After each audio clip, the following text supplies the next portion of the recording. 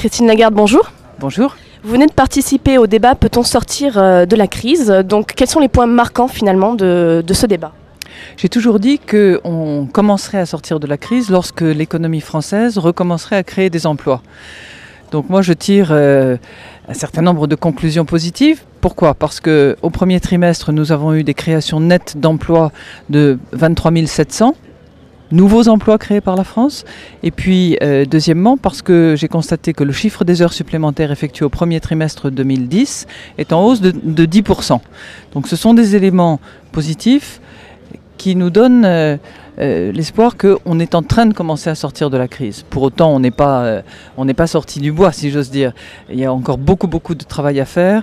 Il y a beaucoup de travail en matière de régulation financière internationale notamment, où nous travaillons d'arrache-pied, mais les choses prennent du temps. Et j'espère qu'à Séoul, nous aurons, à l'occasion de la réunion du G20, un certain nombre d'étapes qui seront franchies, qui seront derrière nous et qui nous permettront d'aborder en particulier les relations sur le marché financier de manière plus sereine, parce qu'il y aura plus de discipline, plus de contrôle et plus de responsabilité. Le thème de ces rencontres, donc, c'est à la recherche de la nouvelle croissance. Quelle est selon vous, donc, quelles sont les caractéristiques de cette nouvelle croissance? Cette nouvelle croissance, il faut qu'elle soit créatrice d'emplois. Moi, c'est mon objectif et mon impératif absolu. Donc, ce qui m'importe, c'est pas tellement le taux précis, c'est la création d'emplois. Parce qu'une reprise économique qui ne serait pas créatrice d'emplois ne serait pas satisfaisante.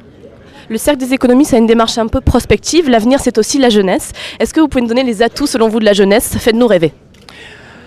C'est l'enthousiasme, c'est la capacité à se mettre en risque, à prendre des risques, à s'enthousiasmer.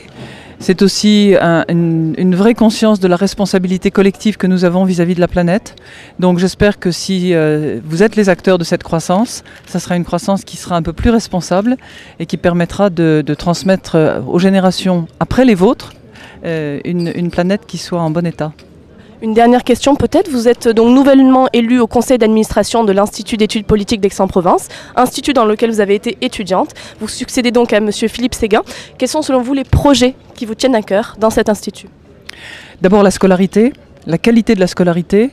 L'IEP d'Aix-en-Provence est une belle maison et il faut que chacun des étudiants qui y passe en soit fier et qu'il contribue à la rendre plus belle encore. Donc c'est une démarche de qualité, une démarche d'excellence qui doit être au cœur du projet.